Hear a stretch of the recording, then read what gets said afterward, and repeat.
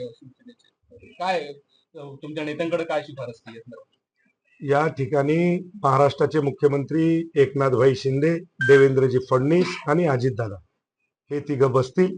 जो निर्णय देतील तो निर्णय शिवसैनिकाला मान्य असतो. शिवसेना जिल्हा प्रमुख म्हणून तुमची काय शिफारस काय असणार आहे? शिवसेनेचे जिल्हा प्रमुख म्हणून आमची तर शिफारस हीच असते की कळमनुरी असल, वसमत असल, हिंगोली असल, या तिन्ही जागा आम्हाला द्याव्यात, हे मागणीचा भाग असतो.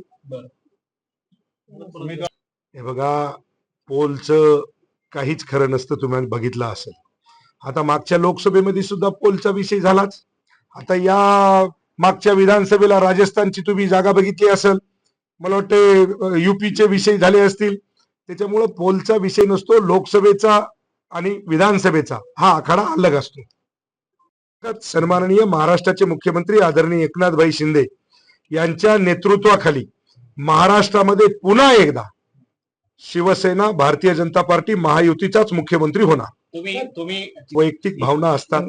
माझा नेता आहे सन्माननीय मुख्यमंत्री एकनाथभाई शिंदे आणि पुन्हा मुख्यमंत्री व्हावं ही आमची इच्छा आहे. हिंगोली प्रति पंढरपूर आहे नरसी, आज आषाढी एकादशी आहे. आषाढी एकादशीच्या संपूर्ण माझ्या बांधवांना खूप खूप मनपूर्वक शुभेच्छा देतो. आणि सकाळी औंढा येथे पांडुरंगाचं दर्शन करून त्या ठिकाणी साकडं घातलेलं आहे की या महाराष्ट्रातला माझा शेतकरी, व्यापारी सर्वच सुखी राहो, समाधानी राहो, हीच ईश्वरचरणी प्रार्थना केलेली आहे.